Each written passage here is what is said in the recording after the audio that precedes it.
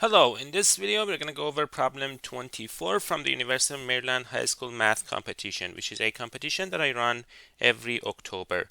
Bob is practicing addition in base 2. Each time he adds two numbers in base 2, he counts the number of carries. For example, when summing the numbers 1001 and 1011 in base 2, there are 3 carries. So if you look at these ones, these are the carries that they are talking about. Suppose that Bob starts with number 0 and adds 111, which is 7 in base 2, to it 100 times to obtain the number 700 in base 2. How many carries occur in total in those 100 calculations? Okay, so let's look at what happens when we add two base 2 numbers. When we look at the first digits, we're going to have two possibilities. Either we have 1 0 without a carry, or we have 1 0 with a carry from before, or we have 1 1 without a carry, or we have 1 1 with a carry from before. Now let's see what happens in each case. In this case, what happens is we're just going to get 1 and the number of carries have not changed. In the next case, we're going to get a new carry here, and when we add these two, we get 0 and then 1. In the next case, we're going to get a new carry here, and then these add up to 0 and 1. In the next case, we're going to get another carry here, and we're going to get 1 1. So what changes have happened? If you look at this, here we don't have a carry, and we have 1 1 here and 1 1 here.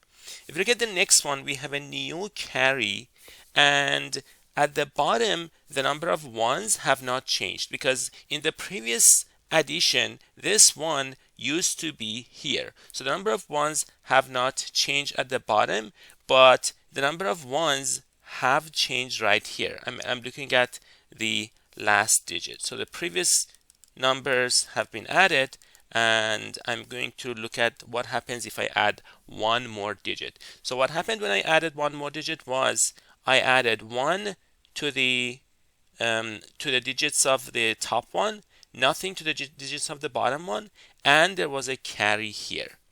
Now if you look at the next one, there is an additional carry here, and if you look at the numbers that I have here, the numbers that I have here are 1 1 and then 1. Now again, I have one new carry here, and the new numbers here are 1 1 and 1 right here.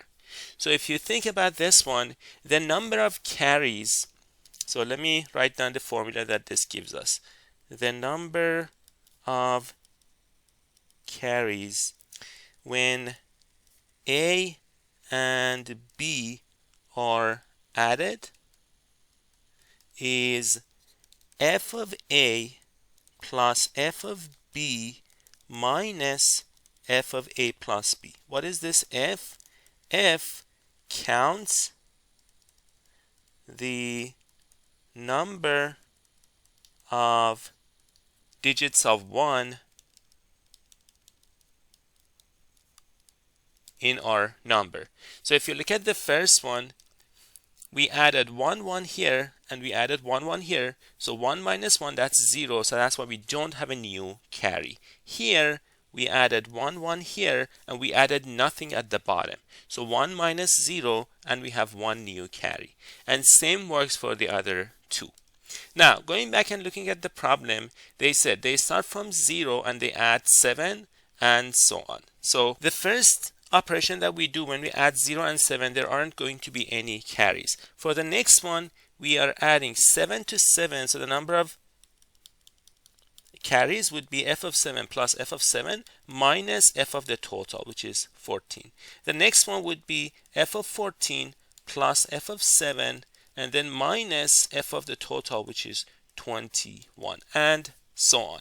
So now what happens is we have f of 14 and f of 14 cancels, f of 21 and f of 21 cancels, and this gives us, because we are doing exactly 99 additions, and then there's a f of 7 at the beginning, we get 100 f of 7, and what is left is minus f of 700 at the end.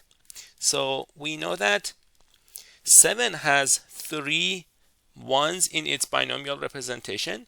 Let's look at 700. If we look at 700, we have 1, 2, 3, 4, 5, and 6 ones in its binomial representation. So this would be 300 minus 6, which is 294.